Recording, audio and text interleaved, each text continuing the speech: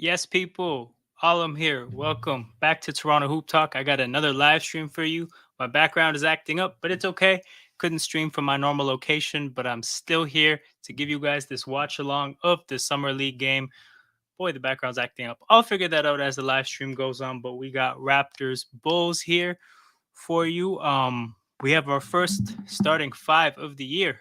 We got Marquise Noel, Grady Dick, DJ Hogg. I'm assuming this is Moses Brown. I don't know if there's another Brown on the roster, and Ron Harper Jr. So that's what we got for right now. Um, Looking forward to this game. It's starting a little bit late. It was supposed to start 7 minutes ago, but alas, it's starting, I don't know, probably soon. They're still showing commercials and promo of other athletes right now. They were just showing an interview of Jordan Hawkins. So it doesn't look like we're close to tip off, but it'll probably happen within the next 5 minutes or so. Looking forward to seeing this starting lineup. Looking through what we have, I'm happy to see Ron Harper Jr., Grady Dick, and Marquise Noel. I identified Moses Brown as somebody that I wanted to see as the year goes as the summer league goes on. So those are five guys I was going to keep an eye on. I'm not too familiar with DJ Hogg, but I know that he is somebody who's been playing overseas. So maybe I'll learn something about him today. If you give me 1 second, I'm going to try to see if I can do something about this background. Give me a second.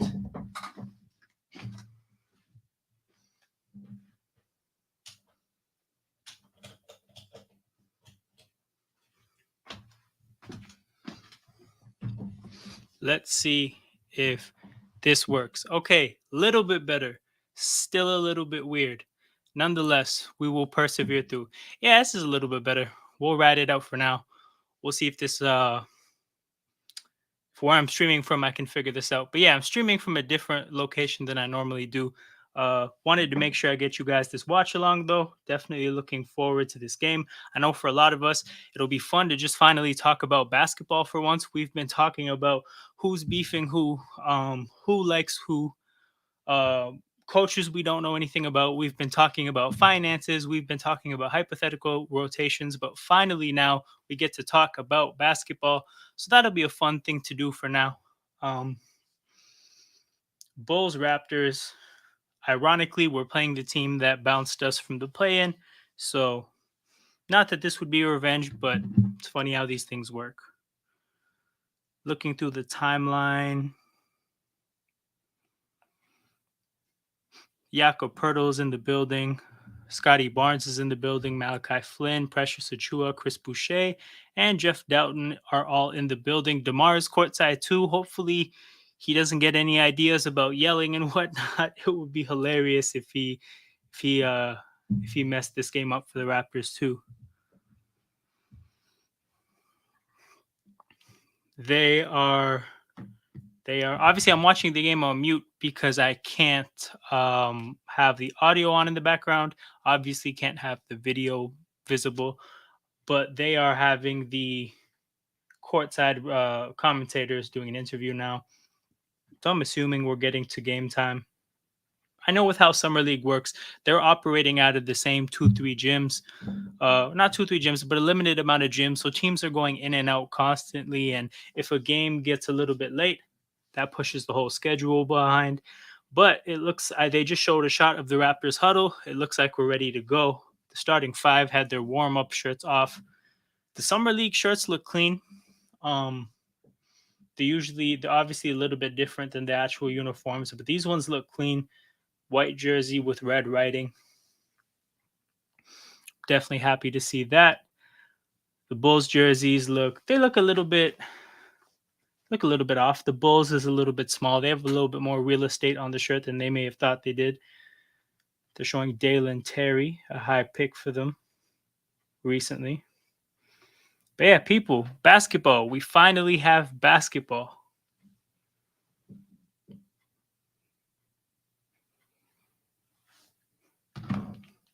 Gonna check in with the timeline. So yeah, obviously while I'm doing this, while the game is being played, I'll be watching the game. During breaks and play, I'll look back to the chat. Obviously, during things like commercial breaks and halftime, the best thing I could do is to go through the chat and see who's saying what, and we can have conversations built up on the side of watching the game. So if you're in here, make sure you're dropping your comments in the chat. Ask me any questions you feel like you have. Bring up any talking points. I'm all the way with it. Like I said, we're gonna need side conversations for when there's breaks in the play, for when there's commercial breaks, for when there's the halftime. So the ball is about to tip off. I'll regularly give you guys time updates so you can see how far ahead or behind you are from what I'm seeing. Moses Brown about to take the tip off, and we are not tipped off yet. We are tipped off. Raptors lose the tip off. I think that's DJ Hogg that was hustling to the ball. Bulls start with possession.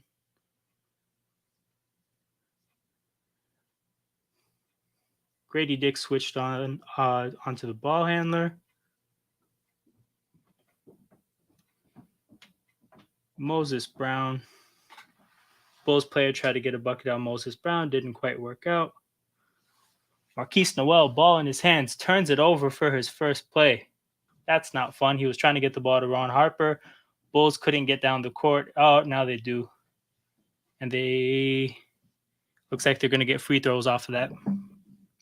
So Marquise Noel's first touch, gets the ball, picks up his dribble, kind of gets the ball out of his hands, passes it right to a Bulls player. Obviously, it's just one play. But yeah, that was sloppy.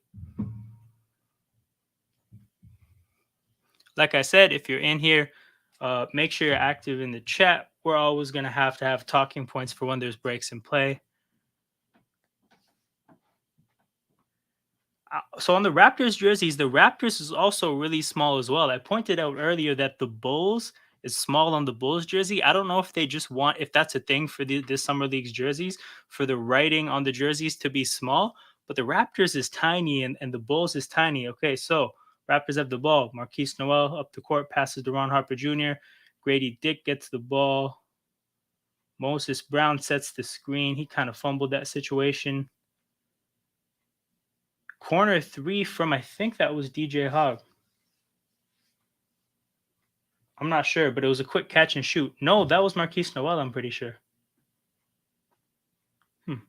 Might have been DJ Hogg. Not sure. If you caught who shot that three, let me know. Corner three for the Bulls. Doesn't go in. Moses Brown gets the rebound.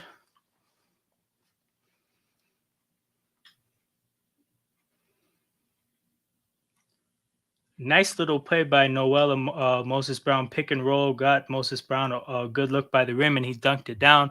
That's what you get when you have a 7-2 player who has some strength. When he gets into those positions around the rim, that's an easy dunk.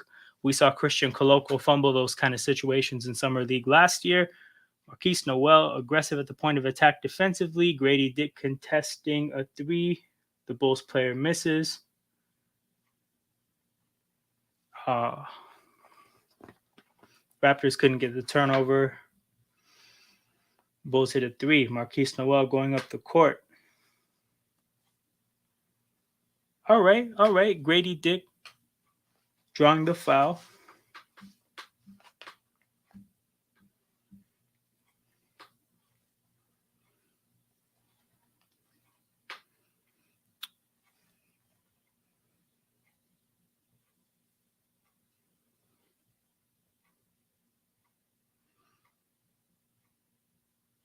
Ron Harper Jr. driving, gets to the basket, beats the shot contest, and gets the layup to fall. That was a nice little play. I didn't see that from him at all last year in Summer League, so that's cool.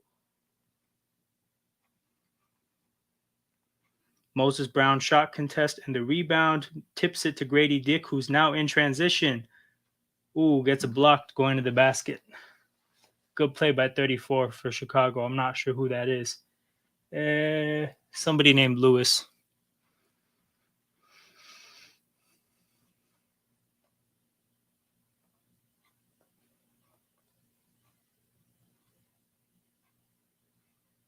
Gradey Dick dribbled into the corner and just had to throw it as he went out of bounds. Ball found Ron Harper Jr., who got his shot blocked.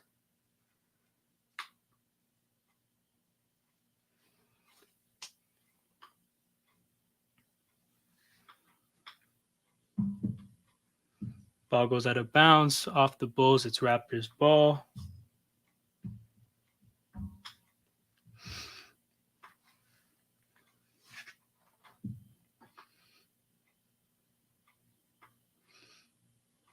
Moses Brown blocks the shot at the rim, but it goes out of bounds. So I think Moses Brown you're seeing is like a very traditional center. He's playing like a traditional center around the rim defensively, setting screens and trying to operate around the rim offensively. That's the kind of a role we did not have on the team until we got Jakob Poeltl, and then we did with Jakob Poeltl, and now you're seeing that role on the summer league team with Moses Brown. Oh, Harper Jr. kicking to Grady Dick, who misses the three, but it was quick catch and shoot. Um, Sample of what probably his role would be like in the NBA there. That's something I'm watching for with Grady Dick is he's a first round, he's a lottery pick in the summer league. So in theory, he should be one of the better players, and you could see him have a high volume and have the ball a lot. But that's not really similar to the role that he would have in the NBA. So like, let's say he has a game where he goes for like 30 points and he has the ball a ton and he gets a lot of shots. That kind of game can't really be replicated. Oh, Marquise Noel goes around the screen, gets right to the basket and lays it in uncontested. That was some steady point guard play. But yeah, with Grady Dick, like the high volume games that he could in theory do at this summer league aren't really can't be replicated in the NBA. So in a way, like they would be good to see in terms of looking at his talent and his like evaluating a ceiling, but it's not really going to be useful for what's going to happen next year. So um while you want to see him kind of take over because he has the talent, at the same time, it would be nice to see how he fits within the structure of an offense. Marquise Noel step back three, ooh, doesn't even get the rim. Oh, nice play by Grady Dick to hustle. The Bulls player got the rebound off the Noel miss, and Grady Dick knocked it out, knocked it right to Moses Brown, who got an easy dunk. That was a good bit of play there. But like I was saying with Grady Dick, you would like to see his talent take over and for him to, because he's one of the better players at Summer League, have a high volume game where he's making a lot of shots, getting a lot of points. But that's not really comparable or indicative of what his NBA role is like. So I'd also like to see how he plays off the ball in a role that's more comparable to what he would actually look like in the NBA. And I remember making that observation last year with Delano Banton because Delano Banton had some stretches in summer league last year where he was taking a high volume of shots. He was making a lot of threes, and I think he had like a 27-point game or something. But the reality is that's not the role you're going to have on the Raptors. So we can't really look at that and see something really like worth making a big deal of, because we never ended up seeing that for the Raptors. Marquise Noel kicks it to the corner, the far corner. Ron Harper Jr. three. You can see that Marquise Noel is a seasoned point guard. He's point guarding really well right now. Coming off screens, he got to the basket there. He was running he was running around the screen on the right side of the court, kicked it all the way to the corner on the left. Good court vision to even see that the shooter was wide open. I miss exactly what happened there. Yeah, so pick and roll on the right side of the court. On the far corner, Ron Harper Jr. was wide open, and Marquise Noel had the court vision to see that and the ability to make a pass like off of his dribble. So he's dribbling as the ball bounces up, just like let it bounce into your hand and just shove it across the court. A pass that it's pretty easy to have it slip and do it inaccurately, but he got that pass off, so that's good.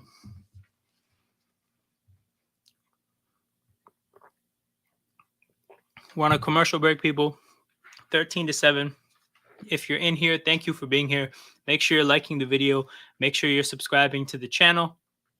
I say this all the time. I'm annoying about this, but I'm annoying for a reason. The more you engage with the channel, if that's positive or negative even, it helps the channel grow. YouTube's algorithm knows to look at videos that are getting engagement and push them correspondingly to how much engagement they get. So make sure you're liking the video. Make sure you're subbed to the channel. Make sure you're leaving comments. All these things help. We're at a commercial break now, so now's your time to get in the chat. 13-7 early. Raptors looking solid. Marquise Noel and Moses Brown are playing like really traditional roles. This isn't some Vision 6-9 stuff where roles are unclear and people's place on the court is kind of ambiguous. Marquise Noel is clearly a point guard. Moses Brown clearly a center. Gradey, Dick, and Ron Harper Jr. doing well playing off the ball. People have pretty entrenched roles, and they're doing them pretty decently so far. This is the starting five, so these are supposed to be the best players. I was wrong. It was 16-7. I was very wrong. Not 13-7. 16-7. We are doing good.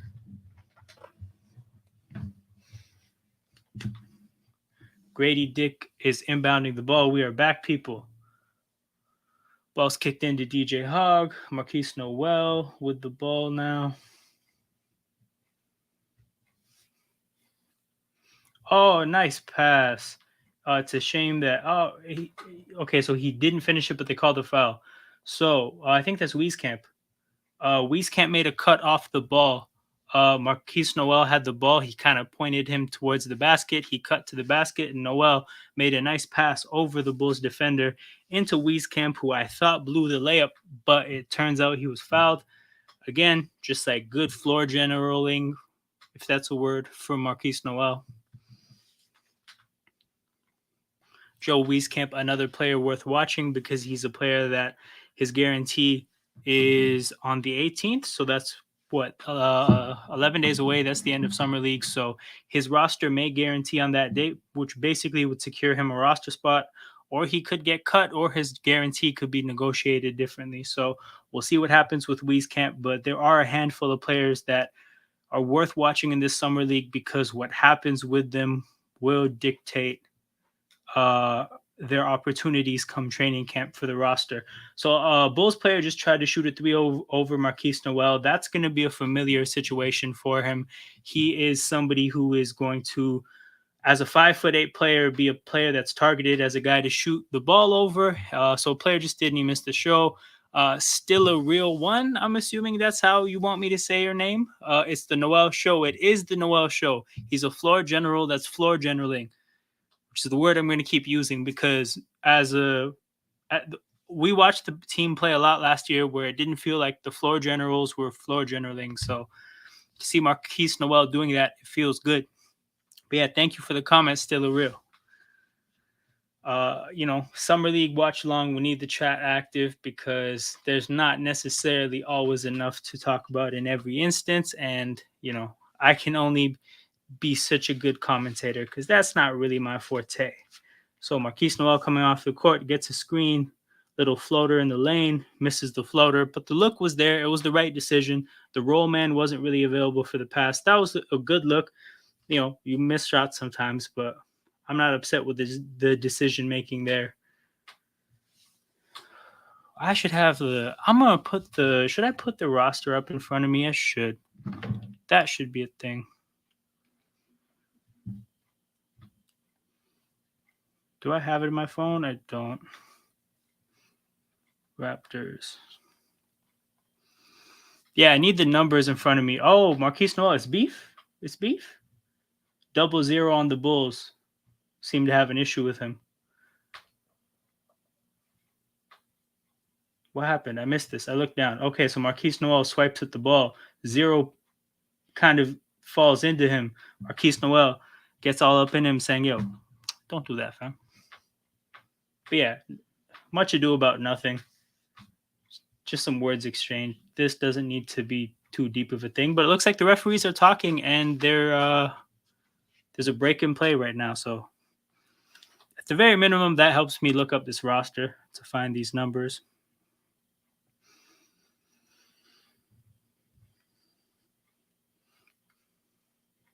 All right, want a commercial break now, people, because I don't know, maybe double technicals will happen for something like that.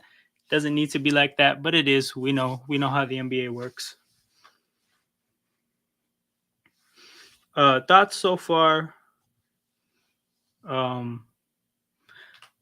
thoughts so far. Gradey Dick's role is a lot more like what you would see in the NBA, which allows for a particular kind of evaluation because you can see how he does off the ball. He had one pretty good moment where Marquise Noel airballed a three, and the ball bounced to a Chicago Bulls player. And I don't know where he started. I'd have to go back and look at a replay to see where he started out on the court. But as the Bulls player gets the rebound, Gradey Dick comes out of nowhere, knocks the ball out of his hands. It falls right to Moses Brown, who's under the rim, and he's like 7'2" with huge arms. So he just reaches up and dunks it. Off ball moment to look at and say, he did a good job there. But yeah, so with Gradey Dick playing not with the ball in his hands a lot, largely in an off-ball role, you can evaluate him in the role he'll play in the NBA. Like I said, in a situation like the Summer League, you can sometimes have a player play in a bigger role than they probably would in the NBA because they're just better than a lot of the competition. But that kind of experience, it helps you evaluate a player's ceiling and maybe what could be one day, but it's not really a big indicator of what's going to happen now. Like Delano Banton, I think, had some pretty great stretches last year in the Summer League, but he was doing it at a volume that he'd never get in the NBA, and consequently, you never saw it in the NBA outside of that one game versus Detroit. So they got the game back on the screen. Moses Brown, Gradey Dick, and Marquise Noel on the bench. So the bench unit is in. Going to try to call out some of the players that are on the court once I figure out the numbers.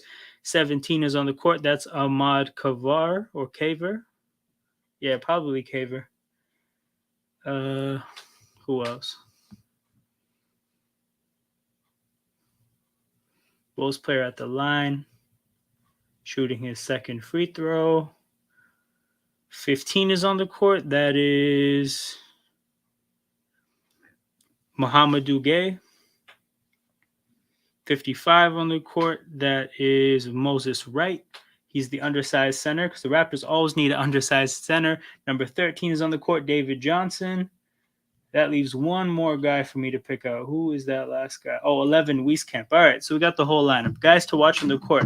Muhammadu Gay, he's the Vision 6'9" guy on the court because we always have to have a Vision 6'9" guy. He's a 6'9" or 6'8" player with a big wingspan and an unpolished game offensively. David Johnson, obviously, is somebody who was drafted by the Raptors. Not on the Raptors last year, but he was on the 905. And obviously now back with the Summer League, so somebody that they want to stick around. A Bulls player just made a 3. Ahmad Kaver and Moses Wright, I don't know if they're players to watch for. I'm not really too familiar with them, but also like they don't have anything in their past to suggest that there's somebody that we have to watch for. And Joe Wieskamp is a player that, like I said, is on the roster whose salary is going to guarantee on the 18th, or it's not, and he's going to get cut. So we'll see how that goes. They're showing Michael Porter Jr. on the bench. Damn. He's out here watching Raptors-Bulls in the Summer League as an NBA champion. If I was an NBA champion, I probably wouldn't be watching random Summer League teams. I'd be watching my team's Summer League games, and I'll be out there in Vegas for every other minute while I'm in that city. Bulls player shoots the 3, misses. Offensive rebound by the Bulls. Another 3, misses. Another offensive rebound. So our center on the court right now is not doing the job Moses Brown was doing, being a presence underneath the rim. Like I said, the backup center, Moses Wright, is very undersized. I'll look at the roster to see his. Yeah, so the backup center is 6'8", 226. He is small forward size. And I will tell you one thing.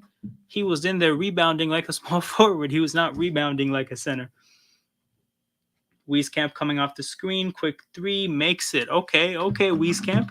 Looking like a shooter there. Really fluid shot form coming off the screen. Didn't really even get his feet all the way set. Just got the ball and got it up. Bulls player shoots a 3. Makes it. 3-point game. 21-18.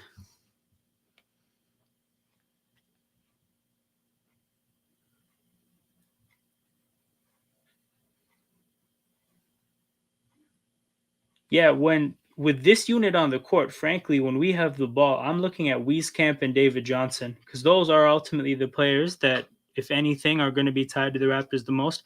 Moses Wright getting a rebound, running in transition. I think that's Kaver. Goes up to the rim, misses. Wieskamp tips the rebound out to the perimeter, but there's not a Raptor there, so it actually starts the Bulls in transition. But then somebody got blocked at the rim. So our center is now centering again. So that's nice. But the ball ends up in a Bulls player's hand, hits the three. So it's 21-21 with 20 seconds to go. Last possession of the first quarter. Caver dribbling up the court, telling Moses Wright, I don't need this screen. He's calling for ISO. He's him? Is he him? No, the screen comes. He goes around the screen, passes it to Moses Wright, shoots the three, misses it, not quite at the buzzer. Oh my God, that Bulls player, that full court heave was terrible. It looked like a first pitch at a baseball game. It was low and it was short. So that's the end of the first. So I'm just seeing now number 15. So some of the under the rim rebounding that was better. It wasn't even actually the center. It was Muhammadu Gay. It was Mr. Vision 6'9". But yeah, end of the first, 21-21, for one quarter in the books. That was cool, I guess. That was good to see basketball, aside from that itch being scratched. A couple good moments from Noel. A good moment from Gradey Dick off hustling to get a steal. Outside of that, not a whole lot to report on. Like Moses Brown is playing steady, but playing steady in a summer league game isn't going to do a whole lot for you. So that's not really something to write home about. He's playing like somebody who's probably going to get a Raptors 905 look, which is cool. Like, that's nice. I'm somebody that ultimately goes to like one Raptors 905 game a year. I try to go to more. Don't always get it done, but at least one a year. So Moses Brown might be cool in that capacity. Might have to familiarize myself with some of these guys because they might be who I'm watching in Mississauga. Yeah, people, commercial break. Get any questions or thoughts you have in the chat. Make sure you're liking the video. Make sure you're subscribed to the channel. I'm going to be doing Summer League watch-alongs for every Summer League game because I'm a sicko. Definitely going to get as much basketball content as I can for you guys. I'll see what the guys are saying. Maybe we'll do a recap stream if there's like anything worth recapping. Otherwise, we'll just talk more Raptors stuff. The game is back. Well, not the game, but the commercials are done. They're interviewing 00 for the Bulls. I think he has braces on. This is Javon Freeman Liberty, the rookie from DePaul. The game is back. Gradey Dick is back on the court. He's joined by, I believe, Caver, Muhammadu Gay, Moses Wright, and I think that's Wieskamp. That is Wieskamp. So he came on for who? He came on for David Johnson. Gradey Dick got fouled. Definitely a foul, but like it was a lighter foul. One of those situations where he's dribbling and he kind of dribbles into a bad situation, and he dribbling into a bad situation, and it looks like he could have lost the ball, but he ultimately didn't. We got my boy Rio McLevin showing love from Toronto, man. Shout out to you, Rio. I like the old school Jays logo in the picture. One day away from 100 subs, man. Hopefully. I haven't checked recently. Well, I don't know where I'm at, but yeah, hopefully. Looking forward to that. Can't wait to put the 2 digits days behind me. Can't wait for the 3 digits days. Bulls player gets right to the rim.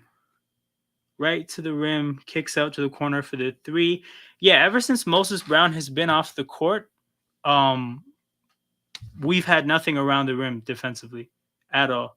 And like I said, our backup center is like 6'8", 226. He's small forward size. So him not having a presence kind of makes sense, but like, is what it is. This unit's getting rocked. I think the starters gave this unit like an 8-point lead, and they're getting cooked.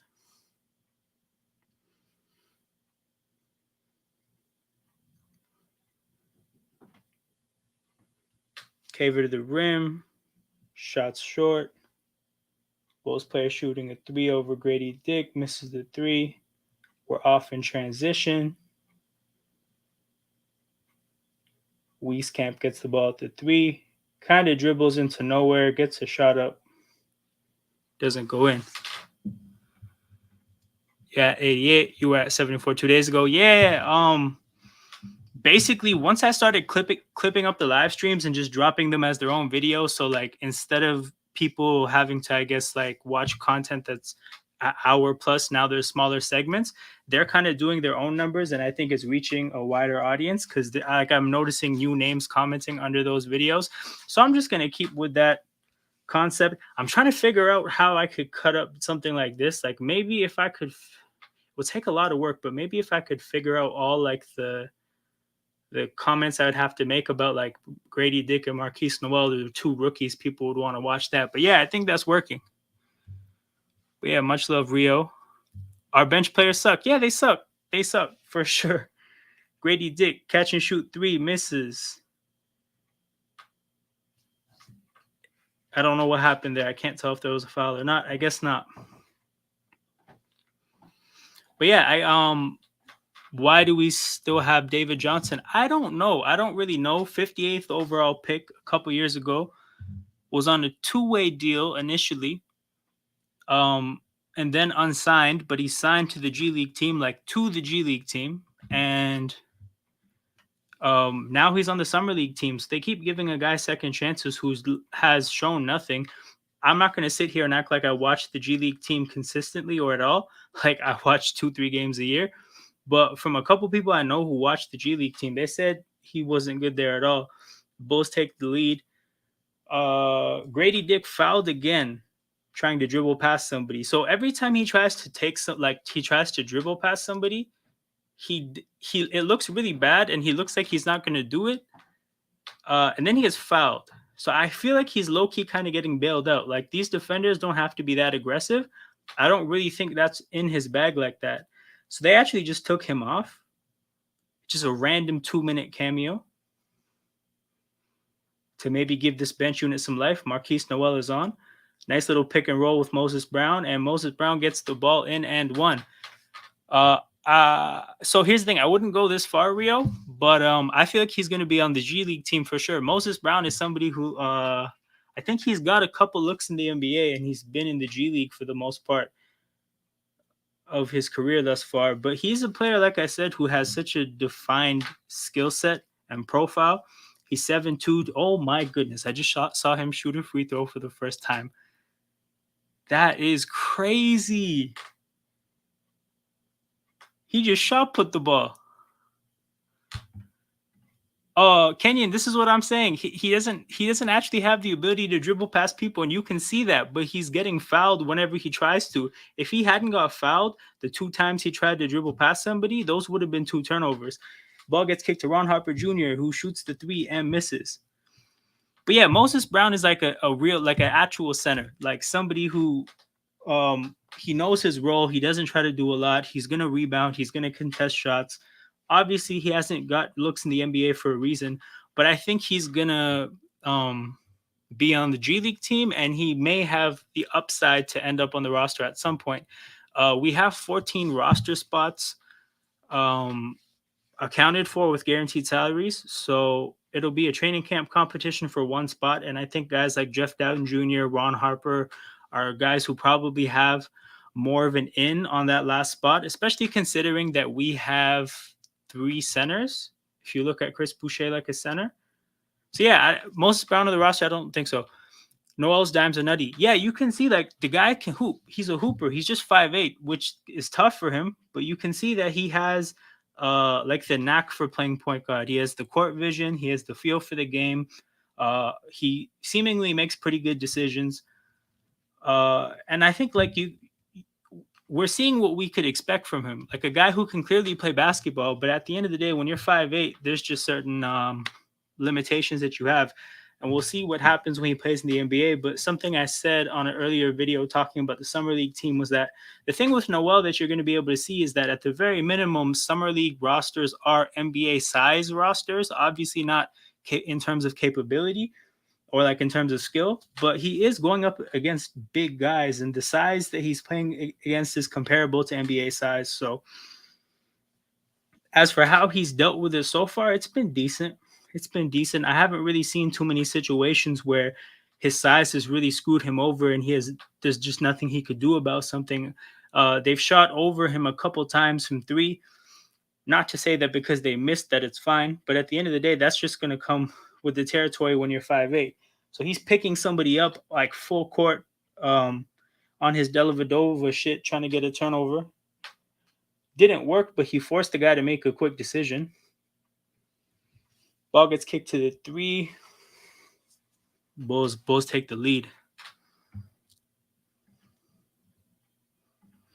I think Gradey trying to do too much. He needs to let the game come to him. So this is what I was saying with Gradey in Summer League is that when you look at the role, it's interesting to see how things go, because if he has some games where he's getting a high volume of shots, he has the ball in his hands a lot, and he's scoring at volume, that'd be good to see, just to see that a player has talent. But that's not comparable to his role in the NBA. So you're not going to really be able to see how he fits into the role that he would actually be playing come October. But the role that he's in, as at least the role that's like set up for him right now, is more like what he would have in the season. The ball's not really in his hands much.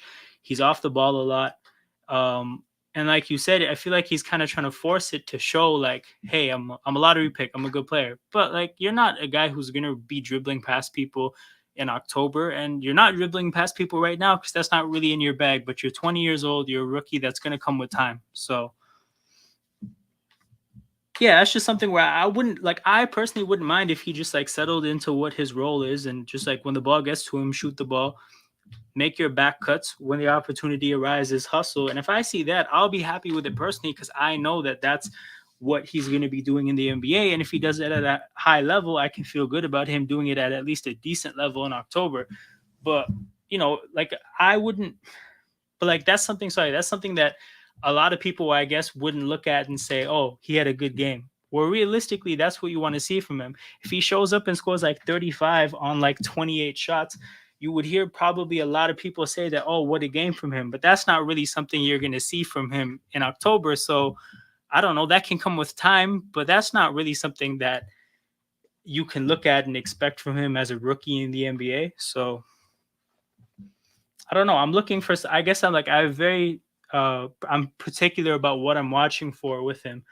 And similar to Marquise Noel, like I'm not just seeing what are they doing, but I'm seeing what are they doing and in what role are they doing it in, because that'll dictate what we can expect from them in the NBA as rookies. A little bit less so with Marquise Noel, just because he's a two-way player. So he literally only has like 45 NBA days on his contract. We're not going to see him much, but Marquise Noel is somebody we might be able to see the year after and the year after that.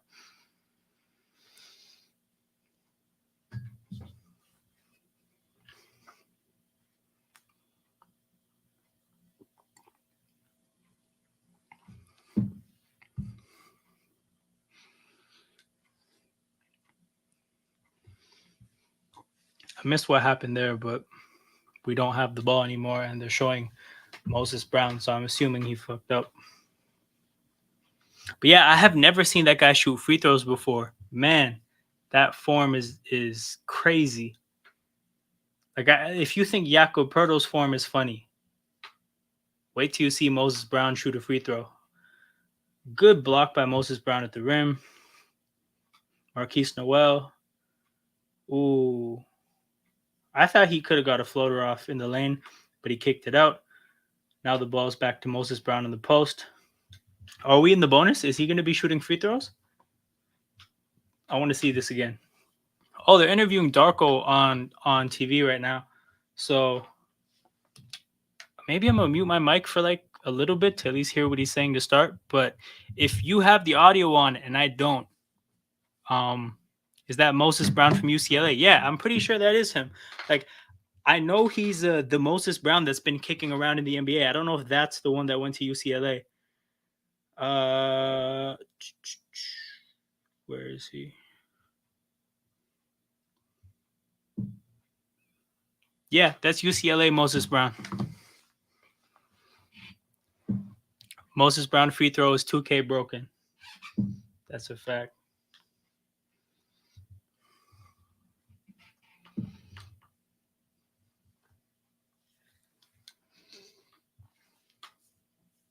Oh, yeah, he's shooting free throws. All right, let's see it. Yeah, that hitch is just, it's ugly. Honestly, it's not. as maybe it's because it caught me by surprise the first time I saw it, but from the side, it doesn't look as bad as it initially looked from the front. It's just a really bad hitch.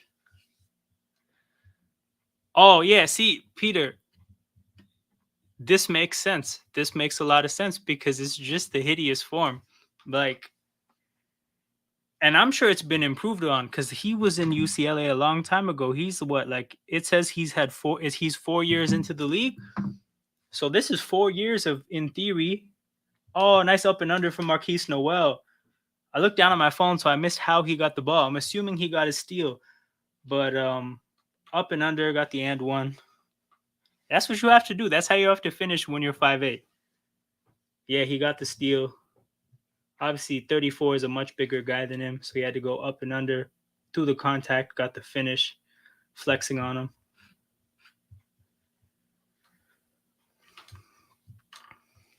But yeah, like I was saying, like this is a free throw form that's probably been worked on a little bit. I'm sure it was worse in college.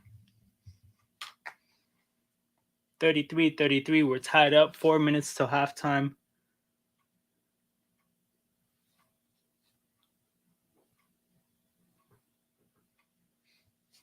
Marquise Noel up the court.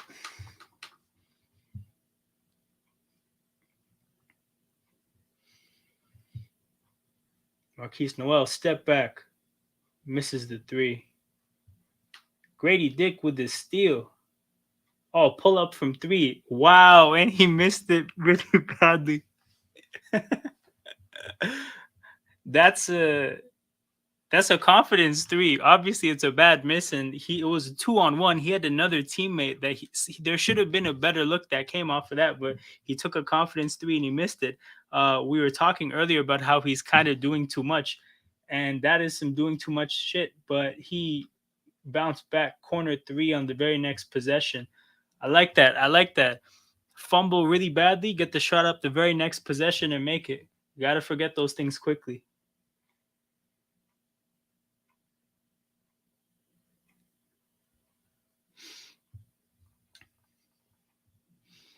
Bulls got an easy look there. Gradey Dick and Moses Brown kind of got lost there in that on that possession with the pick and roll.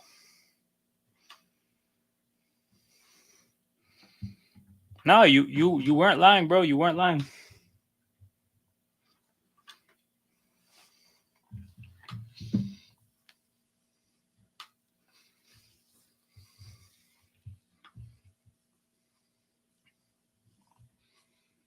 But yeah, they just finished up with Darko's interview. If you're watching the game and you have the audio and he said something notable, feel free to put it in the chat because I have the audio turned off because I can't have it on.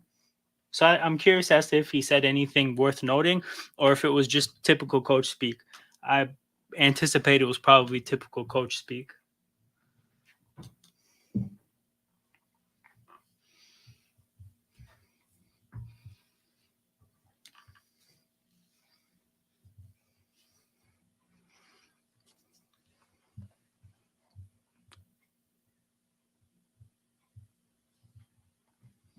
But yeah, we're here, people. I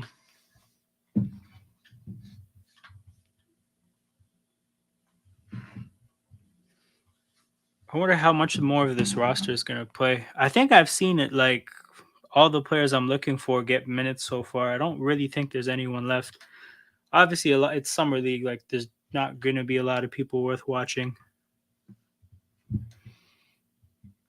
David Johnson had his little cameo. He did nothing, which is all I've ever seen from him. Moses Brown did his thing. Like he looks at the very minimum that he's going to be on the G League team if he wants to be. He looks like a player who has a distinct role that you can get production out of. Gradey Dick, obviously just a young player, doing a little too much. Had a couple good moments. DJ Hogg, I think he made a shot. People talk about him. I don't know who he is or anything about him, but people talk about him. RJ Nembhard, no relation to the Nembhard on the Pacers. Yeah, Joe Wieskamp, I think, made it 3. That was a good moment. But like for him, as a guy whose contract is going to guarantee in 11 days, you need to see more. Definitely not a player whose contract is worth guaranteeing. They're just talking about Gradey and Moses and Marquise, just asking about how his coaching abilities about the Raps.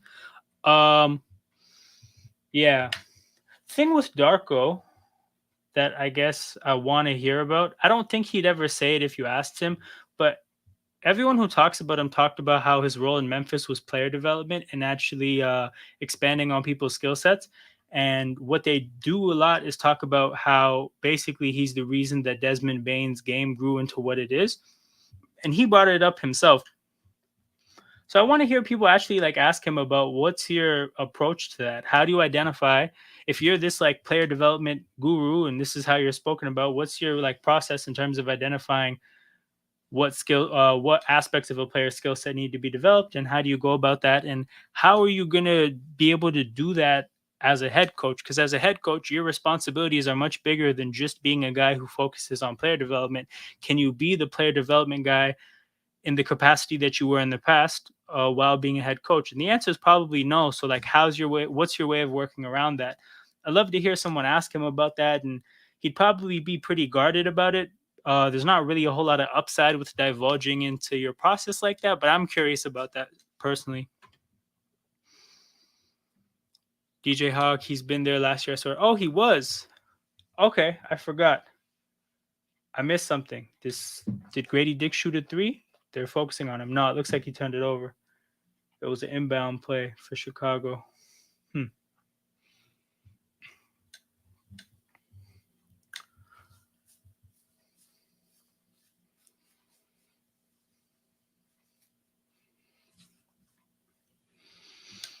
Bulls going to the free throw line. People, if you're in here, make sure you like the stream. Make sure you're sub to the channel. Road to 100 streams.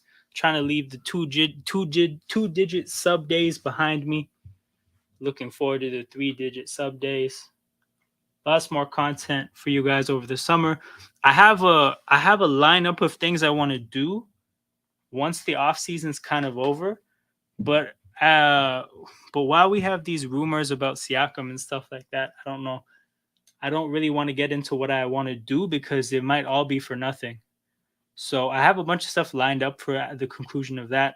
In the meantime, I have Summer League. Grady Dick makes the 3, but it doesn't count. That being said, still a good look. But yeah, I have a bunch of things I want to do. Just don't know when we're going to get around to it. And then I might do streams that are beyond the Raptors. There's obviously Team Canada for the FIBA World Cup. And then generally, like, I do want to find a way to incorporate the NBA as a whole into what I do on this channel, because as I was doing streams without even planning for this to happen, I think Marquise Noel tried to do the alley-oop to Moses Wright. Pass was bad. Oh, somehow on a 2-on-1 transit, the Bulls had a 2-on-1 in transition. Somehow they couldn't get the ball over Marquise Noel, and he got a steal somehow, some way. So yeah, he messes up the alley-oop, bad pass, gets intercepted, ball goes the other way. He makes a solid defensive play. So all the effort stuff they say about him, you can definitely see from this game so far that he's got that in him. Ron Harper Jr. with the ball. Ooh. Moses Wright throws the ball out of bounds. He thought Marquise Noel was going to stay in the corner. He cut to the basket, and that's a turnover. I think Fred and Barnes had a little problem. It's just tough. It's tough to speculate on things when nobody was in there, and the people who were there would never say anything while putting their name to it. So it's difficult. But I think it makes sense for there to be without looking at it like an issue or a beef or a conflict, just a difference in looking at things in terms of Fred VanVleet is the point guard and wants to be the ball handler. Scotty Barnes calls himself a point guard, but like regardless of how you want to put it, wants to be the ball handler. There's a conflict there. You look at somebody who's like a lot older and more mature, and Scotty Barnes, somebody who's younger. The older guy wants to get paid. The younger guy wants to get his career to start. Like, there's a lot of avenues in which there could be just disagreements that aren't necessarily like some earth-shattering news and some like super concerning beef. Sometimes, differing interests cause these type of fractions. So sloppy end of the second quarter. Raptors down 8 now. We're at halftime. Um, like I said, halftime. I have the audio off. I'm not gonna know what to talk about on TV. So put your stuff in the chat so we can get some conversations going. Uh, the game kind of distracted me from what I was saying. But yeah, I wanted to find a way to incorporate the NBA as a whole to these streams because I was doing a stream on the Raptors and a Lakers fan was in the chat and he was pretty active and he was a part of the stream. And I was like surprised because I was like, why, as a Lakers fan, are you this interested in what I'm doing? But that's cool. Like I welcomed it. I was happy. And then in another stream, there was a Rockets fan who was in the chat asking about Fred Van Vliet. That was cool. And the thing is obviously like I have a bunch of streamers that I know from Sarcasm City who are pretty good representatives of the teams that they cheer for. So Peter in the chat right now is one of them. He's a Suns fan. So with all these kind of different things that have happened, like I figured I could probably have a set of streams on the channel that are just about the NBA as a whole. So between all the Raptor stuff I have coming up, between the possible, NBA wide content I could be putting out, lots that I want to talk about on this channel. So make sure that you're subbed. Make sure that you're tuning in for streams. This is going to be how I do content going forward. I'm going to be doing live streams that I cut up for the sake of posting them on YouTube, but into smaller chunks. And so if you don't want to watch a whole live stream, you can watch smaller videos. If you don't have the opportunity to be there while we're live, you can watch the whole live stream on replay. And obviously, if you can be here for lives, I think that's the best way because you can interact with us as we're speaking. The thing I love the most about live content is that it's not like I'm speaking and then I can hide. And as a viewer and as a person on this side of the content, I think it's a pretty great concept that you have to kind of answer for what you say. If I get up here and say a bunch of stupid stuff, people in the chat can like direct in the moment tell me about how stupid what I said is. Every time I stream, I have a little group chat with some Raptors fans that are down to stream. Some of the people you've seen on the channel before. They can always hop on. Everybody in that group chat has every StreamYard link when I go live, so they can always chime in on what I'm saying.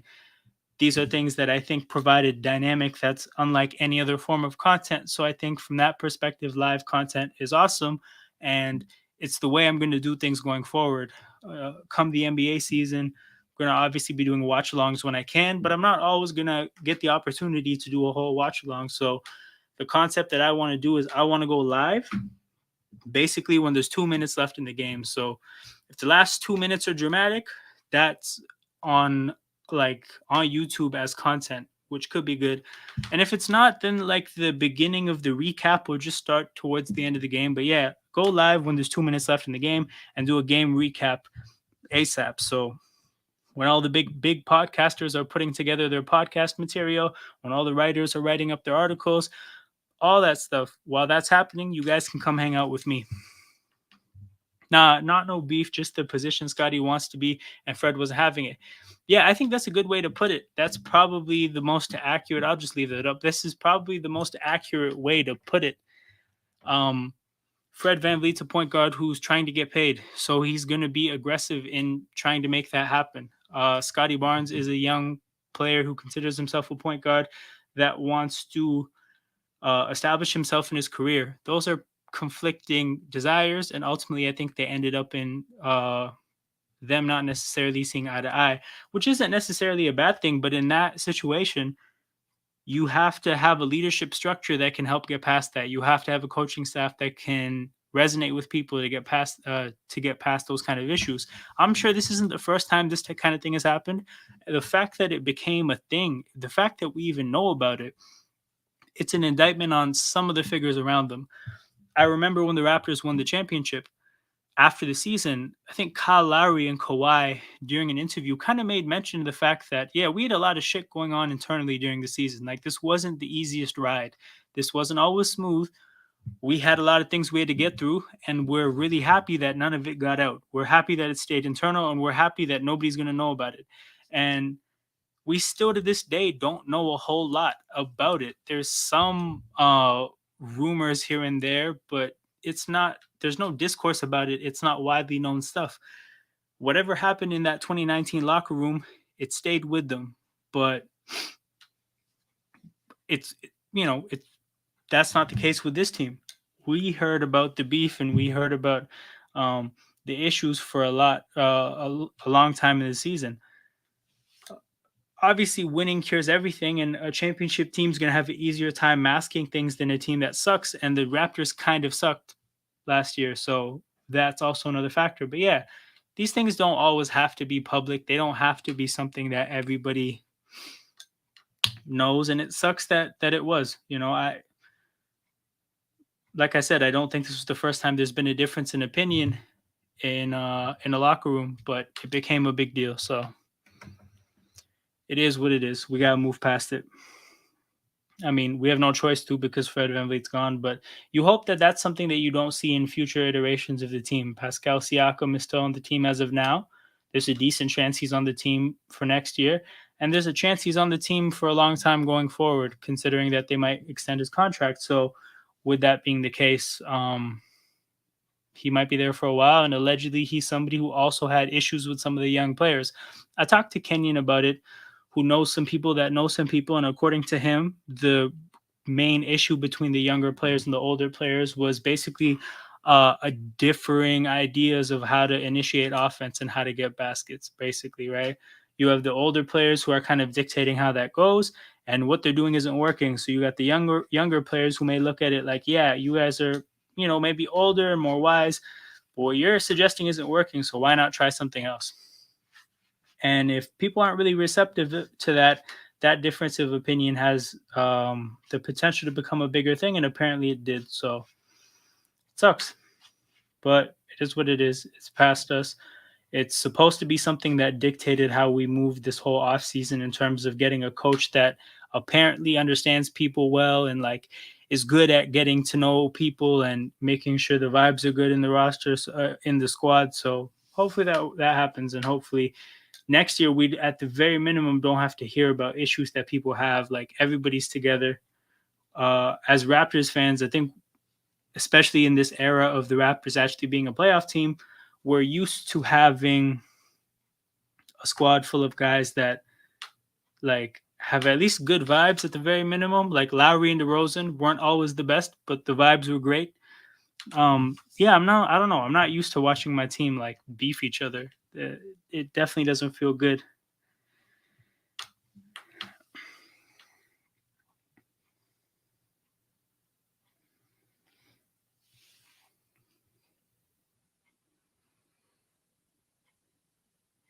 But yeah, we're here, people. It looks like the Raptors are back on the court. So the second half is about to begin. I like the one thing I'd say. I like the pace of the summer league games. I don't love how long the breaks are during regular season games. I enjoy that this game will basically be done in 2 hours. Ball gets kicked out to Marquise Noel. Starts the second half with a three. Ron Harper Jr. kicked the ball out. What I will say about Ron Harper Jr. is even just in one half of basketball, he's a little bit better than last year. Last year, he kind of he just blended into the background during games. You didn't really see much or notice much. He was kind of just on the court. But this year, you see his presence a little bit more. Oddly enough, him and Moses Brown kind of fumbled the situation there underneath the rim defensively. It ended up in a Bulls player's hands, and that was an easy dunk. Ron Harper Jr. going around a Moses Brown screen. Gradey, Dick, and Moses Brown in the pick and roll. So Dick just tried a crazy pass there. Not crazy, just like an audacious one, because it's not like there was a ton of space to get that pass into Moses Brown, but he tried it. and obviously it didn't work. So more of the same with Gradey, just doing a lot.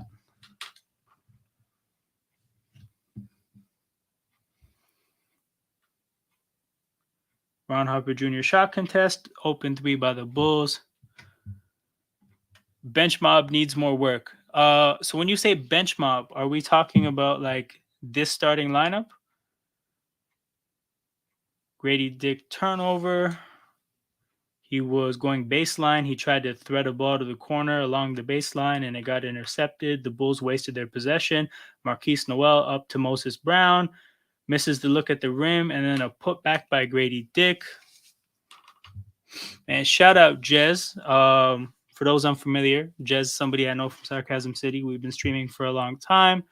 It's been decent. It's been okay. Like, it's a summer league game. My expectations aren't high, but I'm just happy to see basketball, bro. Been talking about a lot of stuff that's not basketball related. Just happy to see actual basketball.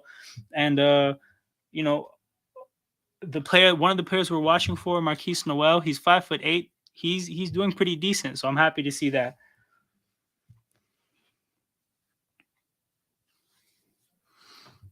Why isn't Koloko in this? Bro, he has a respiratory illness. That's the reason he's not here. Super frustrating.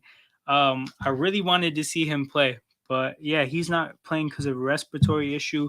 Uh, I don't know what the issue is. They didn't specify, but the fact that they ruled him out for the whole summer league, and I'm assuming this is something he's been like, it's either fresh or something that's happened recently, but a respiratory issue taking you out of basketball for at minimum a couple weeks and potentially like a month long of a process, that's a big thing.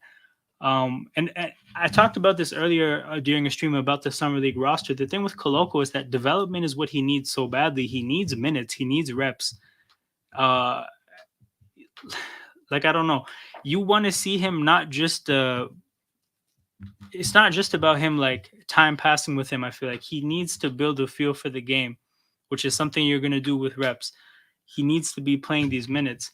Not that this is like do or die 4 games in summer league, but like I personally just wanted to see if things look different. Now I'm going to have to wait till G League, I guess. Gradey coming off his screen, shooting a 3. Good make. Same, bro. Just waiting to actually watch us more consistent this year. Yo, 100%, 100%. Last season was tough following OKC at 2 to 3 a.m. tip-offs. Yeah, for sure, bro. Watching NBA games in the UK time zone when your team's not good, that must be tough. But yo, you guys have Chet this year. Replay of the Gradey 3. Yeah, DJ Hogg set a screen from him. Moses Brown getting the assist. But yeah, I'm sure watching OKC was tough. But bro, I want to watch more OKC too because SGA watch has to be a thing. No bullshit. Like, there might be OKC watch logs on this channel because this is Toronto Hoop Talk and SGA is one of Toronto's greatest exports. So we might have some SGA watch alongs on this channel. And if so, you might see Jez on the channel. I think Ron Harper needs to come off the bench for this. Yeah, probably. But just out of curiosity, what's your vision with that? Like, what's the reason you think that's the case? Raptors stuck 6. Bulls have the ball.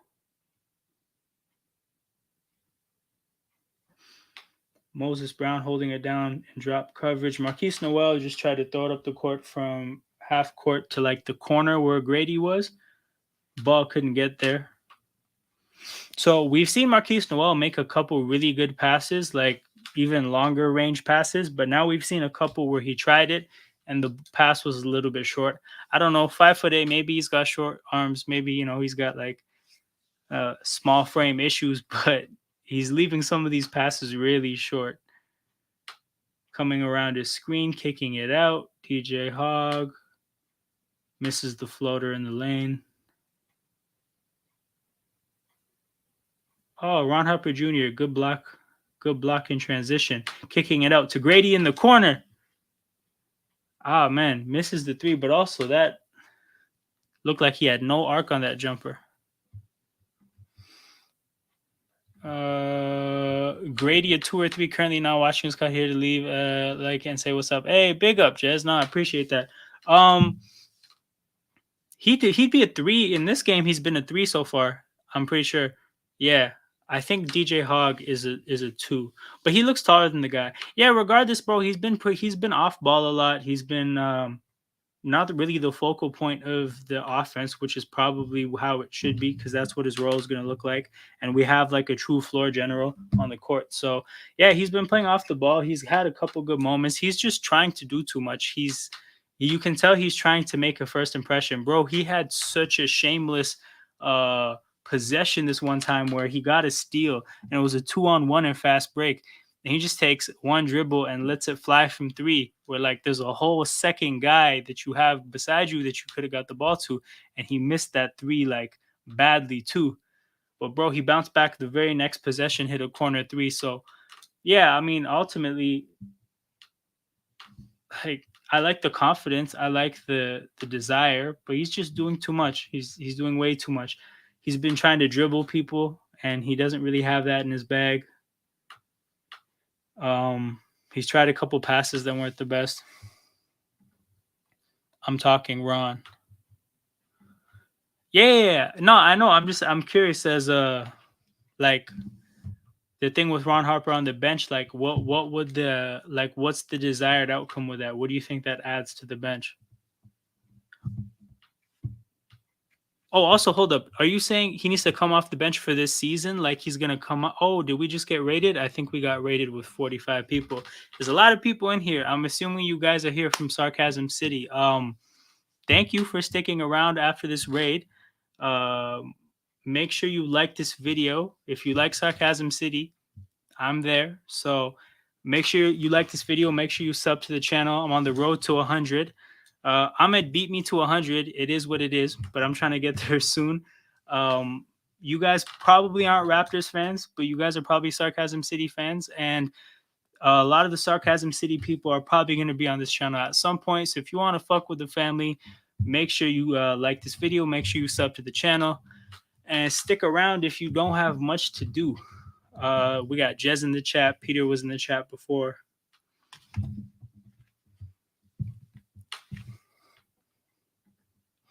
Well, for this summer league, yeah. Who would you want to start in his spot? Because I'm thinking about the bench when the bench was playing. It was what Wieskamp was off the bench. Maybe he takes Wieskamp's spot. I don't know. What are you thinking, Rio? 53-46. We're gonna inbound the ball under the basket.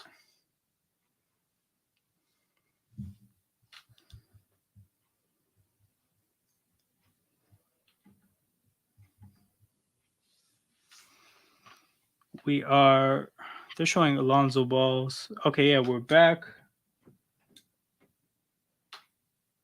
Oh, nice play by Gradey. He missed the shot, but he got a defender he took a defender out of the play with the pump fake on the perimeter. Got a good look from mid range, just couldn't get it to fall. Ron Harper Jr. getting his steal off in transition, messes the dunk up. Yeah, so some decent moments here, but just blown execution. Gradey got out in transition again. I think he went for a dunk again, trying to get a highlight, but the defender fouled him, didn't let him get his viral moment. So he's gonna head to the free throw line. Joe and Ron off the bench. They're already on the roster. They can help the bench guys with certain players like Gay. Yeah, I guess that makes sense. By the way, Ron isn't on the team yet. I don't think he is. Yeah, he's unsigned right now. There's not a spot for him in terms of oh, maybe there is, but like there's a two-way spot for him, and there is a training camp like tryout spots, I think, because there's 14 guaranteed rosters, and I'm assuming some of the guys that they have on the roster right now unguaranteed like Wieskamp are tryout guys, so he's probably going to get a tryout look in training camp. Bulls got the ball.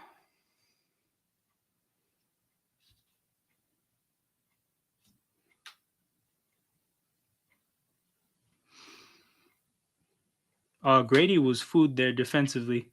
He was like not doing anything at the point of attack. Bulls threw the ball away, got out in transition. Good, decent outlet pass by Gradey. Good kick out by Gradey, but Joe Weiss can't brick the three. It'd be like that. It'd be like that. Some decent process going on, but just obviously it's a summer league team, so they're messing things up. But you can only expect so much. But yeah, Sarcasm City people. I'm assuming Amanda United just rated me, so you guys are United fans, probably not Raptors fans. But if you want to support Sarcasm City, support the family, I'm out here. Basically, this is my first week back working with this channel. You make sure you leave a like, make sure you sub to the channel. We're going to have a lot of the Sarcasm City people on this channel at some point, all kinds of different streams planned. Some of you guys, I'm sure, are NBA people. What up, though? Hey, shout out, Eddie. Where am I watching this? It's on, what is this? I don't know. This looks like NBA TV's format, but bro, it's Canadian TV, right? So the channel that we have, it's TSN, which is our equivalent of ESPN. But yeah. Yeah, we got Raptors-Bulls Summer League. Hey, Eddie, it's Gradey Richard Watchalong. You know, we got to see what the lottery pick is saying.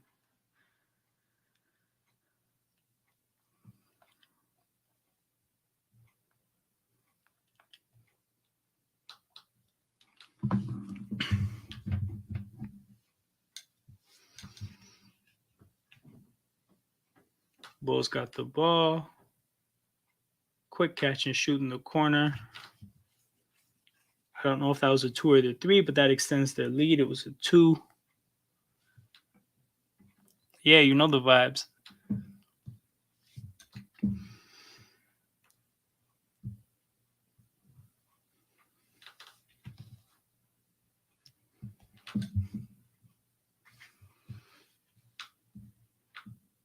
We're generating a lot of transition opportunities in this half. The defense is a little bit more active. Moses Wright, our small forward size center, getting out in transition.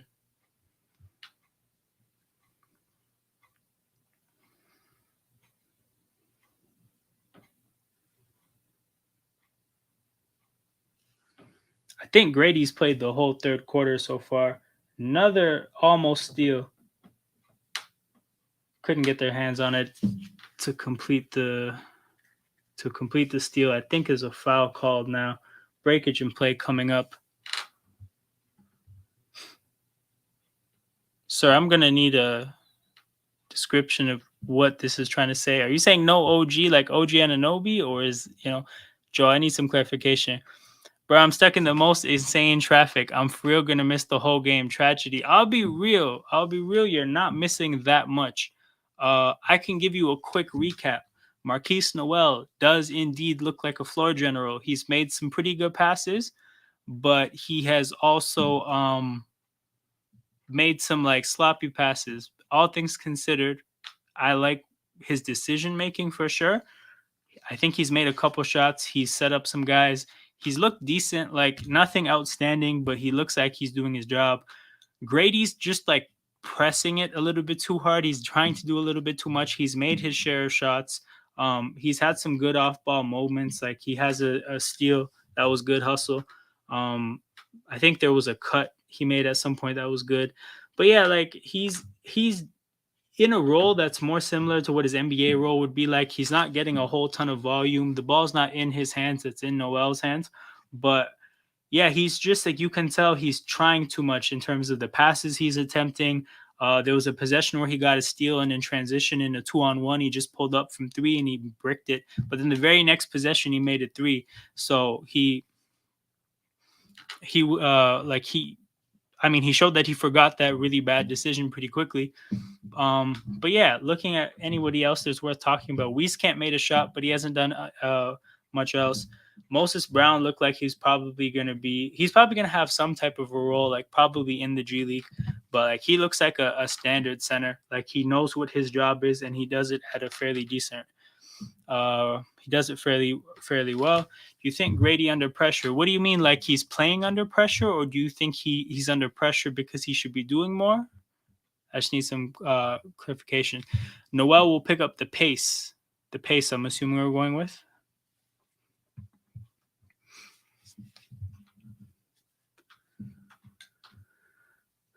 So once again, with this second unit, when Moses Brown is out of the game, we have nothing around the rim. We have nothing around the rim.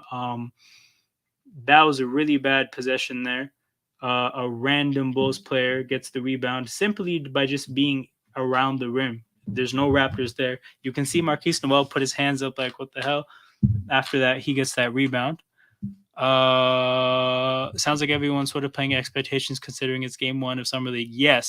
Yes, that is the case. Both. Yeah, no, I mean, I hear you. I think he's under pressure in that, like, he's probably putting pressure on himself that we're kind of putting on him, as in saying like, oh, like we should be seeing more. He probably knows that that's going to be the takeaway based on how he's playing, and he's putting that pressure on himself. But in terms of him playing under pressure, yeah, you can see that thought process kind of manifesting in his decision making, because you can tell he's trying to do impressive things. But the reality is his game isn't really about doing impressive things other than shot making. So I don't really think he has to press it, but bro, you know how young basketball players are. He's 20 years old and he's, making a first impression to a pretty big fan base. So he's gonna make some wonky decisions. I'm not a fan of David Johnson, bro. I'm not sure if it's possible to be a fan of David Johnson, right? Like I don't know what he's ever done to potentially make somebody feel like, wow, this is a player I should put, some invest my emotional attachment into. Like, what does he do? Why is he here? uh I don't even, like, forget like skill and like talent. I don't even think he has like physical attributes in terms of athleticism and size that are worth writing home about. So yeah, I don't know if it's possible to be a David Johnson fan. It's his debut, of course he's going to want to show up. Yeah, of course, but that's why it's ultimately like, it's not really a talking point really. I just know what I'm seeing. So like it's not something I'm like making any takeaways off of. It's inevitably what's going to happen. I know he's young, but the way people are hyping Gradey, are people hyping Gradey? I'm not really on Twitter. I'm maybe missing out on what people are saying, or maybe that you're saying before the game. But yeah, of course, bro. At the end of the day, right? This is how sports fans work when their team is substandard. Is when people enter, they like put all their hopes and all the pressure on them to fix things. So we had a 3-point shooting problem, and then we drafted somebody that's supposed to be the best 3-point shooter in the draft. So it's almost like now our spacing issues are going to have to be solved by one person, when realistically that's not how it works. But these are the expectations that are going to get put on him. So when he shows up and he doesn't have a Klay Thompson type of a game, people are going to be like, oh shit, maybe he's ass. When the reality is it's just way too early to be looking at things that way. Nice alley oop to, I think that was Muhammadu Gay. But yeah, good little play there. But yeah, 68 people in here. If you're here, make sure you're liking the stream. Make sure you're subbing to the channel. Like I said, I'm pretty sure this raid was from Sarcasm City. Nobody quite put it in the chat to explain where everybody came from, but I'm assuming that's the case. As always, shout out to Flawless for raiding. Shout out to Flawless for all the support and the the platform to get comfortable with the streaming stuff. Like I said, a lot of the people that you probably love at Sarcasm City will be here at some point. So make sure you're supporting this channel the same way you guys support all the other Sarcasm City affiliates. Okay, gay. Raptors fans, reactionary? We could never. Of course, bro, that's how it is. We're a very emotionally invested fan base. People really live and die by this shit. David Johnson in transition. Joe Wieskamp. We just had the numbers, so one of our guys was open. It was Joe Wieskamp. Got the bucket, so we're only stuck 6 now. 30 seconds left in the third. Hopefully we can see this run in the fourth.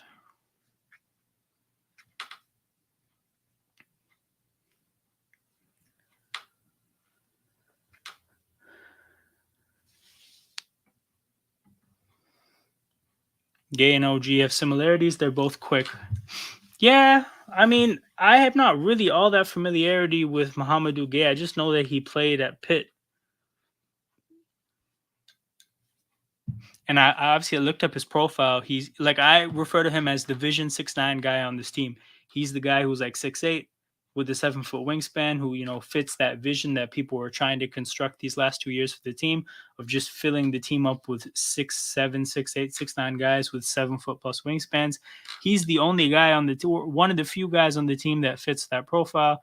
And so, of course, Masai is always going to want at least one guy to evaluate in that profile. But yeah, I'm not really too familiar with much else with him. Raptors now down 9. David Johnson.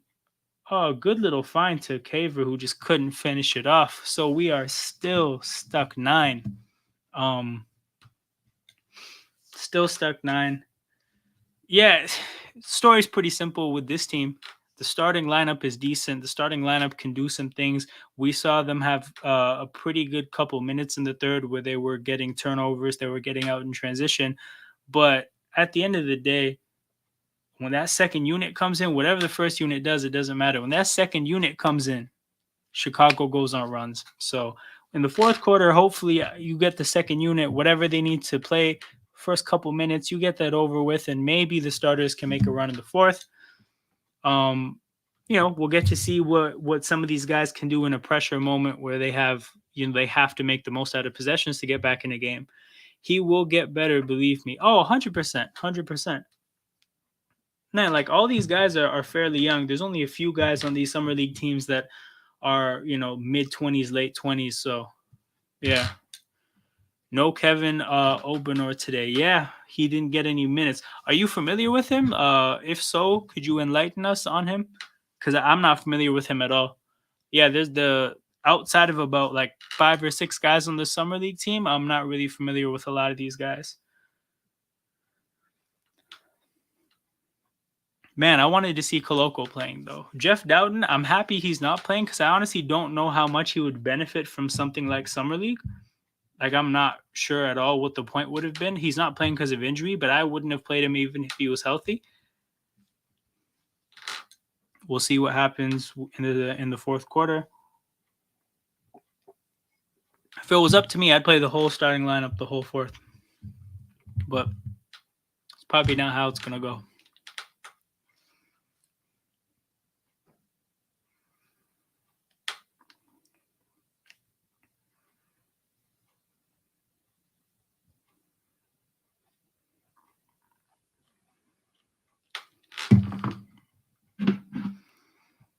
I'm gonna actually get into this chat and mod some people.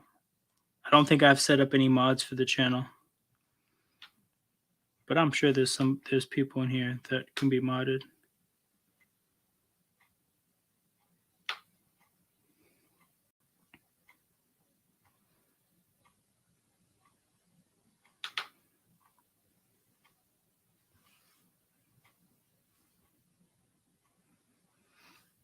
Commercial break, people. Make sure you get your comments in the chat because we need some conversation to get through these dead moments to play. Dennis, your projected starter. It's unclear, but I don't think so. I think we'll probably play a starting lineup where the ball is in Pascal and Scotty Barnes' hands, regardless of if there's a point guard on the court, so to speak. So it probably makes sense for Dennis to be coming off the bench. So I'm anticipating you'll see Gary Trent, OG, Scotty Barnes, Pascal, and Jakob Pertl as of right now as the starting 5. But we'll see. Dennis probably off the bench running the second unit. But if there were to be a player off the bench that gets in the starting 5, it would be Dennis. So if for some reason Gary Trent is the player they want to move to the bench, you'll probably see Dennis start in that situation. Look at the plus minus for the second squad. I don't even have to. I know I haven't seen it. I know it's really bad though. Wieskamp is being efficient. Yeah, he's playing his role. He's doing his thing. Players like Joe Wieskamp, they can only do so much. The more ball dominant players, the players that are more tasked with bigger things, are going to dictate how Joe Wieskamp lineup fares. But he's doing his job. Desmond Cambridge is a good next player to watch too. Okay, enlighten us, Rio. I'm unfamiliar. I'm not really sure a whole lot about him, but make sure you let us know what you know about him in the chat. Getting volume but not efficient. Yeah, that's a good way to put it. That's a good way to put it. They've both messed up opportunities. They've definitely both done that. But like I said, I think Gio, I think you just got here, but with Gradey, you can tell he's forcing it a little bit, and uh, with Marquise, I honestly think he's a good job. He's doing a good job of just doing his job as a floor general, but he just misplaces his passes and he's missed a couple of shots. If he wants to be an NBA player, he's definitely going to have to shoot at a higher rate. Obviously, it's just one game, right? But if you assume this is the average performance, which is purely an assumption, yeah, he has to hit shots at a higher rate, and he can't turn the ball over the way he did. Even though he hasn't turned it over a whole lot, some of the passes that he did misplace, like they just weren't necessary to try the way he did.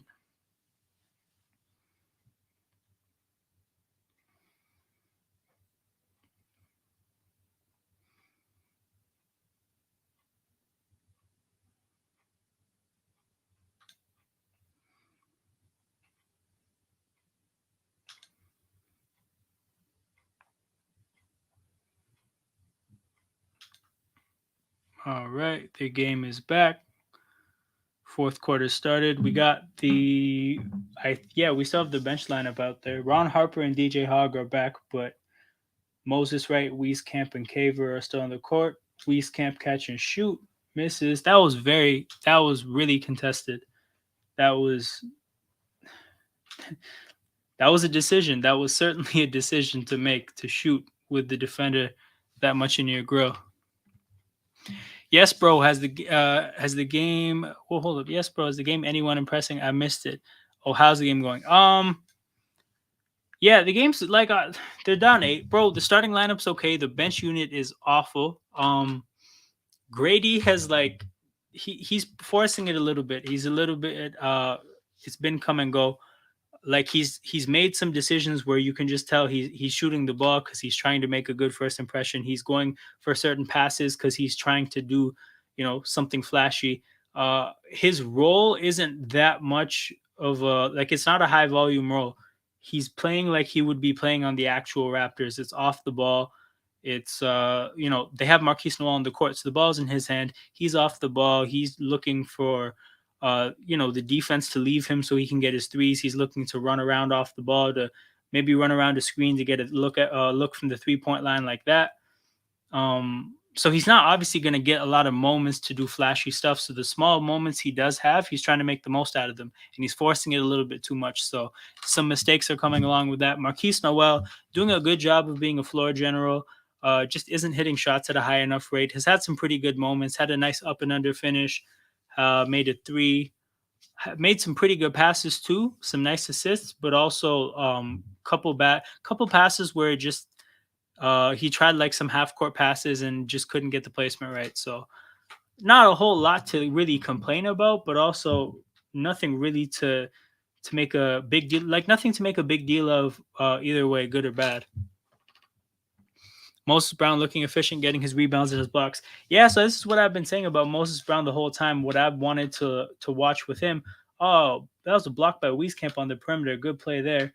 Gets out, misses the layup. That's a very typical possession for the Raptors in this game. But yeah, Moses Brown has a very defined skill set. Like he just is who he is. He's huge. He's gonna get rebounds. He's gonna block shots. He's gonna finish looks around the rim, and he's really not going to do anything else. You know what you're going to get from him. Hopefully his game can grow. He's like still relatively young. He kind of, not to make the comparison, but like if you remember watching a player like Hassan Whiteside in summer league prior to his like moment where he popped off in Miami, it was kind of similar where he just has a really limited skill set, and if he can ever do it with a high enough efficiency, or if he can ever add to it, maybe he could be better. With Moses Brown, like similar kind of player where, yeah, there's not a whole lot that he's ever really going to do, but if you can put him in a position where he becomes a master of the things that he does, he can find a role, which ultimately Whiteside did later on in his career. I don't know much about Cambridge, but he had a 35-point game in Nevada. Okay, interesting. Wemby watch. That's what we're doing. Oh, 100%. If Marquise can't hit the 3, he can't be out there. Defensively, like you can see he's really aggressive at the point of attack. He got into people's grills, and made point guards make decisions early in possessions, but obviously, whenever there was an opportunity, guys were shooting over him. Eddie once referenced during a watch along on Sarcasm City that Patrick Beverly is getting shot over just like he's a chair, and bro, they were shooting over Marquise like a chair. So yeah, he's definitely got to make threes. He's definitely got to make threes. I don't know exactly what the box score is looking like, so I can check it out. But he's probably what, like 2 for 5 or something, or maybe one for four, something like that. Sorry, spell check. For sure, for sure. Smash the like while you're in here. Sub to the channel. Road to 100 is on. This is somewhat what I expected for the start of summer league, for sure. For sure, like you can't sit here and act big, um, like big things are happening right now. Guys are getting their first game underneath their belt. They have 3 more games. We'll see how things happen. Our summer league team, as is, very young, a lot of rookies. So give them their chances. Damn, he got to be the guy that picks up full court. 100%, 100%. You have to step back by Marquise and hits the three. Damn, that's crazy. You see him like stepping back like that, and he's still barely getting the shot off. But he got it off and he made the three.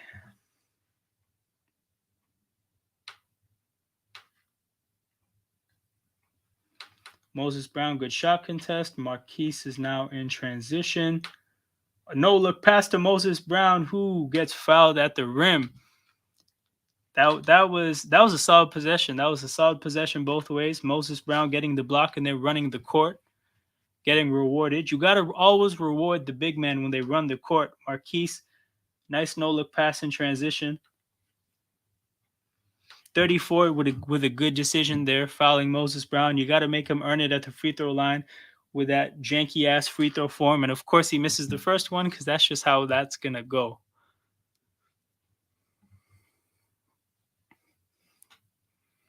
Moses Brown got 12 and 8.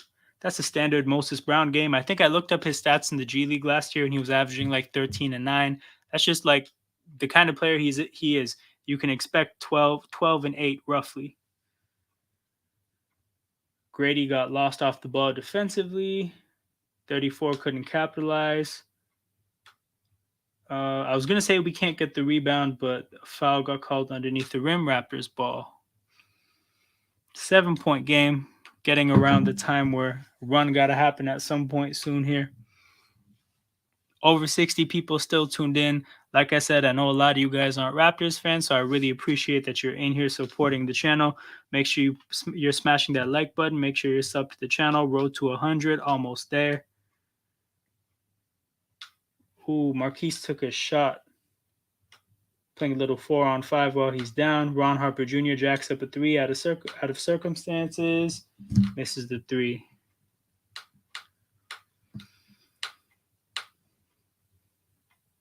Bulls get an open three. Missed the shot.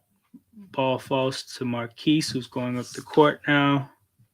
Finds, I can't tell who that is in the corner, but I think he stepped out. Oh, that's Muhammadu Gay. Come on, man.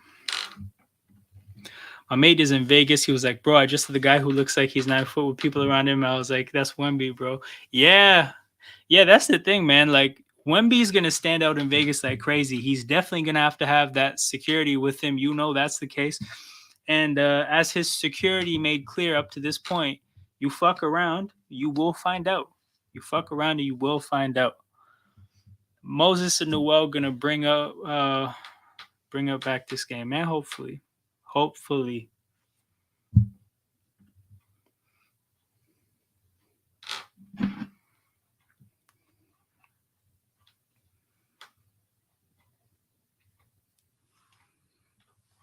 I'm going to try to pull up a box score.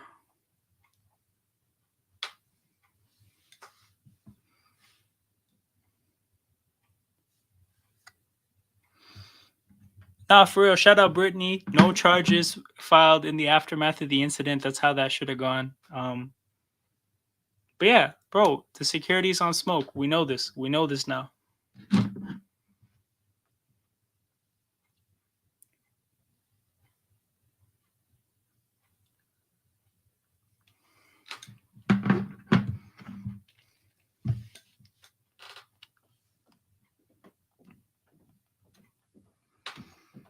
But yeah, let's see what this box score is saying.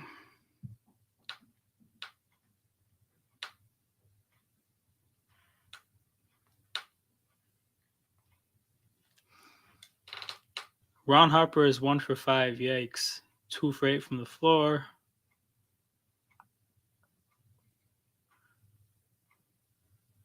Wait, never mind. Noel is 3 for 5 from 3. It didn't feel like it, but I guess he is. He's 2 for 6 from 2, which like you would expect. So I guess that's what was standing out in terms of his shot making.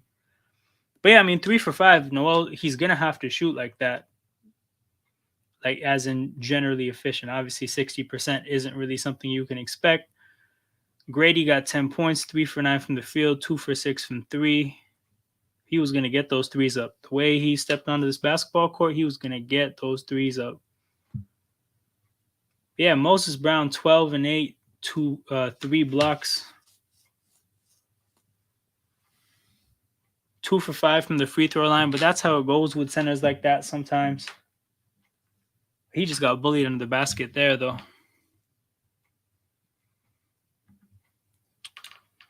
Bro, just pure drama, man. Just pure drama. Shows you the Ron don't have it as a starter for the summer league. Yo, that's the thing, man. If he doesn't have it for the summer league, he doesn't even belong in training camp. He does not belong in training camp. 3 from the Raptors, so now we're down 6 again. They're interviewing Scotty Barnes. If he got his teeth fixed, by the way, so I think he's gonna. Yeah. Oh, just as I was saying it. Yeah, he's got his teeth fixed. So I think that's a step in the elevation in terms of the PR. Like he was somebody who they always kept away from press conferences and interviews and stuff. You wouldn't see him get the mic after the game all that much. You wouldn't see him in post game interviews like that. So yeah, I don't know. Maybe now Fred's gone. This is more his team than ever. His teeth are fixed. We're about to hear from him a bunch now. You see him smiling in the interview again. Like I don't have the audio, so I don't know what he said. If you have the audio and he's saying anything worth talking about, you can bring that up. But bro, the way he's smiling, that's just what it is. Like if I got new teeth, I'd be smiling for no reason, just like him. Marquise going to the basket, ball knocked out of his hands, still Raptors ball. His teeth remind me of Roman Reigns. That's funny. Brother, what? Those teeth, bro, they're always white as hell. Like aggressively white. Like they stand out.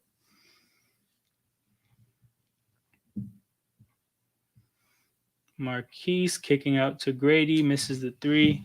Still stuck 8.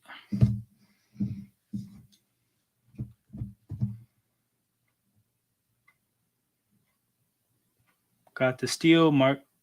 Okay. Tricked the camera, man. I thought Marquise was passing it up the court. Got it to Ron Harper, who misses the 3. They look fake as fuck.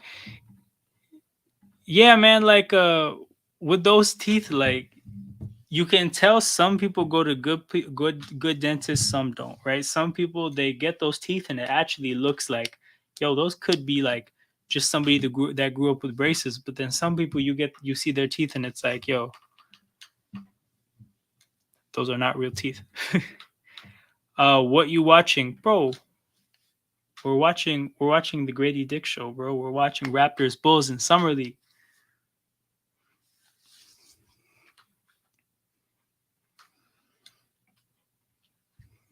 But yeah, we're wrapping up. 3:44 left in this game. Bro, no game recap is happening for this. Really, like, not enough happened to truly recap this game. We'll be back for the second Summer League game on Sunday. I don't know exactly what time that's set up for, but I will be there. I will be there. Hopefully, the game has more talking points. We'll see how people settle in. A lot of people playing their first basketball in an NBA context of any kind. So, a lot of pregame nerves or a lot of just nerves during the game generally. Gradey with another kick out 3 and he misses it. Moses Brown, good shot contest. Noel in transition. I think he was looking to dump it off to Gradey, but Gradey wasn't looking for it. So it looked like it could have been a turnover, but it bounced to Moses Brown. Again, big man rewarded for running the floor. He's got 14 and 9 now.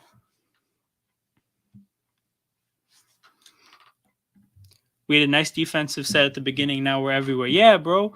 Once that first time the second unit stepped on the court, it's been a mess ever since. It's not even like the good defense came back with the first unit when they were back. It's like that first stint that the second unit had just like destroyed everything we had going for us.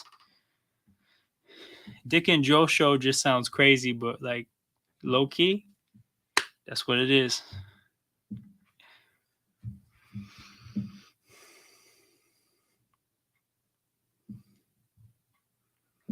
Marquise lost the ball. Bulls out in transition. They're up 11. The game is over, people. It's 2:17 left or 2:16 left, but it is over. Um, from a coaching standpoint, how do you guys feel? Because the whole assistant coaching staff is essentially coaching this game. Like literally the entire staff, but Darko is on the bench. Um, like I think the rotations kind of made sense. They had Gradey play with the second unit to try to help the second unit. They saw the second unit was struggling and they tried to stagger the starters in with them to try to help the second unit out, but it didn't work at all. The second unit still sucked. Um, any other coaching takeaways to think of? I think the starting lineup made sense. Like I said, I think the role that they're playing Gradey in makes sense. It made sense for Gradey to have the role that he has. That's more like what he will play in the NBA. He may as well learn the pitfalls of what it's like to be off the ball, as opposed to basically saying, "Hey, Gradey, you're the lottery pick. Go take 30 shots." That's not really what he's going to do in the NBA. So, uh, oh yeah. No, 100%, bro. It's I I use this as a creative idea to like put together a room that honors different parts of my Raptors fandom, and that's one of them. So I got like the Wall of Honor. I don't think the Raptors go about retiring numbers the way they should, so I decided to go about it myself. So yeah, 15, 4, 10, 7, and 2. Those are numbers that if you know, you know. So that's what I decided to do with that. Um, and we have Jam as assistants. Yep. Bro, you already know. Time to shine. You get it. You get it. Grady just need to let it come to him and don't be nervous. Yeah, but also, bro, but this is what he has to learn. Like, if you force it, bad things can happen. So come October when we're playing real basketball, if you force it and you try to do this wild shit, you will actually like it could fuck the team up, right? This is something learn it now. Learn the fact that when you have a small role and your shot isn't falling, bro, you just have to play hard and go to the next game and try your best, right? You don't necessarily your shot's not falling, so now you start trying crazy stuff. That's not how it goes. So important lessons to learn. One more season in the D League, and I think it's going to end up. Bro, this is real. This is real. Better learn Chinese, buddy. Better learn Chinese.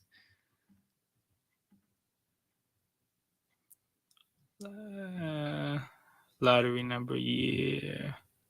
Just got home in time for the game to be over. Love it. Bro, it is what it is. You didn't miss out on anything Sunday. We do this again. We go again Sunday, lads.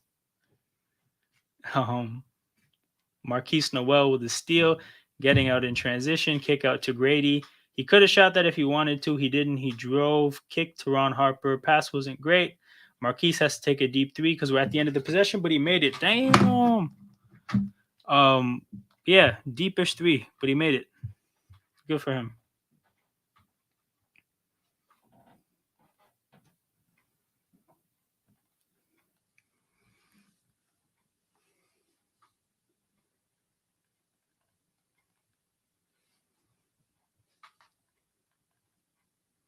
Yeah, my phone just went off, so I had to deal with that. The only person that can really finish is Moses and Noel. This is real. This is real. Today, these are the people that made the most of their looks. Everybody else was inefficient.